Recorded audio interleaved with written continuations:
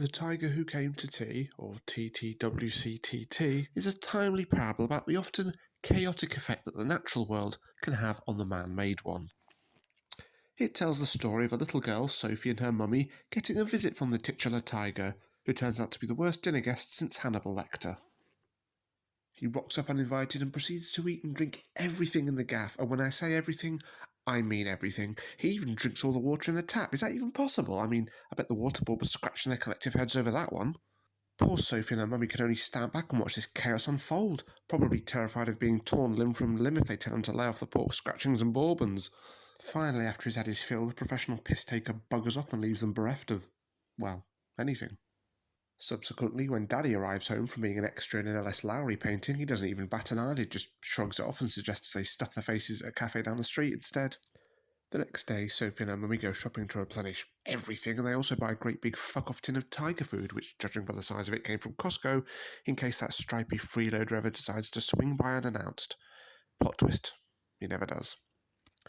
A lot of people have read a lot into this story, theorising it's about everything from Nazis to the awakening of feminism in middle-class suburbia. Judith Kerr herself, looking like a Google image search for a stock photo of her grandma, has said they're all BS. Capital B, capital S. And aside from a half-assed attempt by the tiger at a Nazi salute here, I'm inclined to agree. But what I have questions about is an image from the end of the book, and something I mentioned briefly earlier. Sophie and her mummy go shopping and have no problem buying tiger food. That means there's a market for it, which leads me to assume that this must be a regular occurrence in whichever multiverse this is meant to be set. Also, the tiger can talk and walk like a person.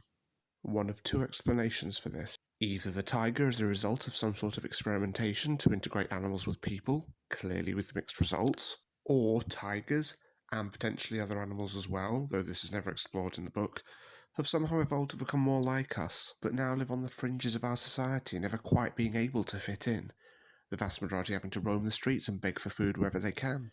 This all may sound far-fetched, but would explain why neither Sophie nor her mummy act surprised when a predatory big cat invites itself into their house. Either that, or the dad's a furry, and this is his way of acting out his fetish.